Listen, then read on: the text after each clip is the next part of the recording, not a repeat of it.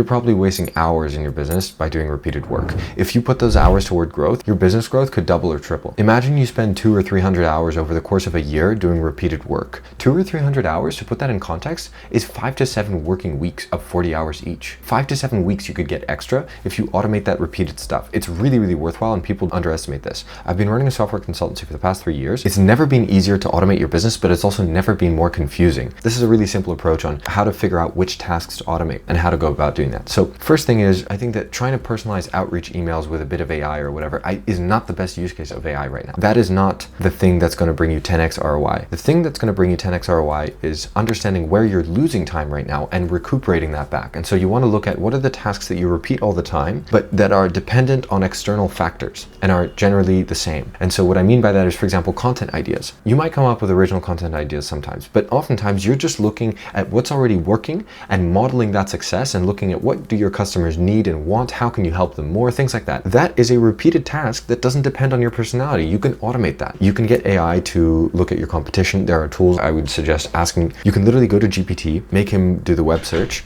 or use Perplexity and ask, how do I make a tool that researches the internet for this list of competitors? You make a list of competitors and then it researches those competitors for new content every week or something like that. And then you make another automation, takes all of that data and outputs some content ideas for you. This is something that you can put together with a couple Google searches and tutorials, or you can hire somebody to do it. Like that's what companies like I do, and there's plenty of us. You can start implementing that in your business and getting those hours back and putting those toward higher leverage activities. Try to look for what are the repeated tasks that don't depend on my personality or are constantly changing, right? Like I can't really automate client communication or something like that because it's completely dependent on me and its personality, and you don't want to get rid of that. Don't get rid of the human touch. Keep the human touch, but automate the stuff that doesn't need human touch. The second thing that I really try to automate is data collection. Data collection is something that, you don't always 100% need it in the moment, but when you have more data, it lets you make better decisions. And so it's a massive lever on business growth. It's really not that hard nowadays. So for example, I collect a lot of data about my cash flow. So I have an Airtable where I have every single transaction categorized, and it's great obviously for accounting, like I keep my receipts and whatnot, but also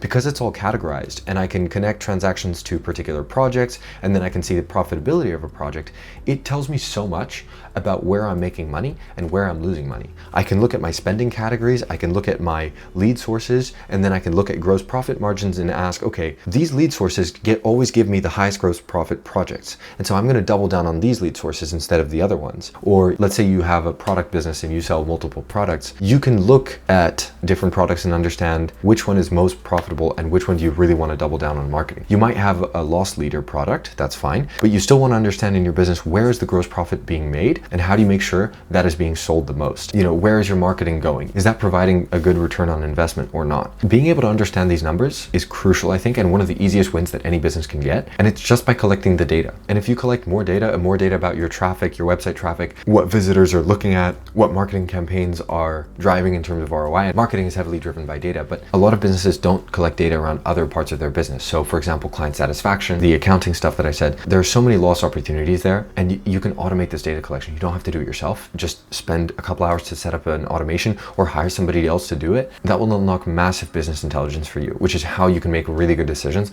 that are going to unlock a lot of growth for you. And for the most part, it's not that expensive to set up some simple no-code systems. Those are usually enough for most businesses to start with, and then custom solutions is something that you use when you get to a bigger scale or you really have some custom demand. But until then, you can use a couple no-code tools for like 50 to 100 bucks a month in total and get some really, really cool systems out of that. So anyway, I hope that's somewhat useful. Automate the stuff that's repeated and doesn't depend on your personality, and automate data collection. Like these three things, most businesses aren't doing right now. If you want help with that, drop a comment. I'm more than happy to give my 2 cents on things. Also something that you can hire help for that. You can hire help for people to look at your business really in depth. Like this is something that my company does as well. And you can hire people to spot those areas if you don't want to do that yourself, and what tools there are and things like that. Anyway, I hope it was useful. Feel free to comment any questions below. I record every day, and so if there's any good questions, I'll try to make a video for those.